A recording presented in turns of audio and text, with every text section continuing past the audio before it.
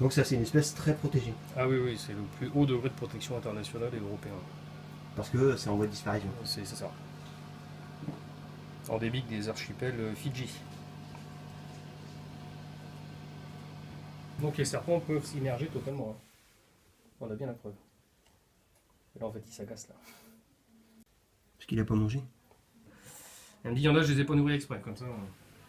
Il a pas-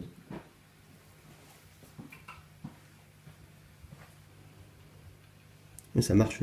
Alors, on est vraiment sur la parade nuptiale, en fait. Donc le mâle, vraiment, il hoche de la tête, il fait des pompes. La femelle, au début, bah, forcément, elle le taquine un petit peu, elle se laisse pas faire. Et puis, jusqu'à un moment donné où elle va baisser la tête, elle va faire des mouvements des pattes, et puis se laisser, c'est dommage. Donc ça, c'est un truc qui va faire qui à terme va voisiner pardon, les 10 kilos. 10 kilos pour un peu plus de 2 mètres. À quel âge? Elle a 4 ans. 4 ans. Et la maturité Alors là, elle est mature sexuellement, et c'est des animaux, si on sur le tue bien, hein, qui peuvent faire 15-20 ans. D'accord.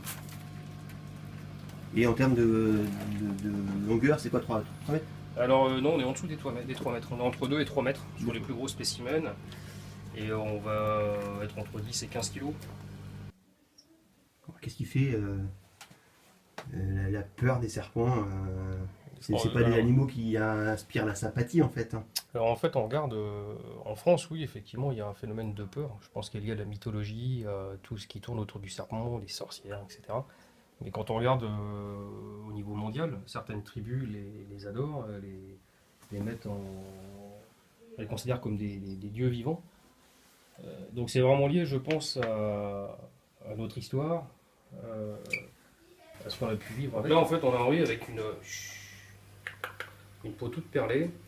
Donc on n'est pas sur du varan, on est sur notre famille, c'est vraiment les TID, originaires d'Argentine, pour celui-ci. Et donc Henri, il est connu dans le département, sur toutes les expos où il était jusqu'à maintenant, tous les gamins ils le connaissent, hein.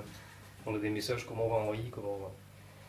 On est sur des spécimens qui vivent au sol, hein, complètement terricoles, qui sont assez opportunistes en termes d'alimentation et qui sont surtout faits pour brousser.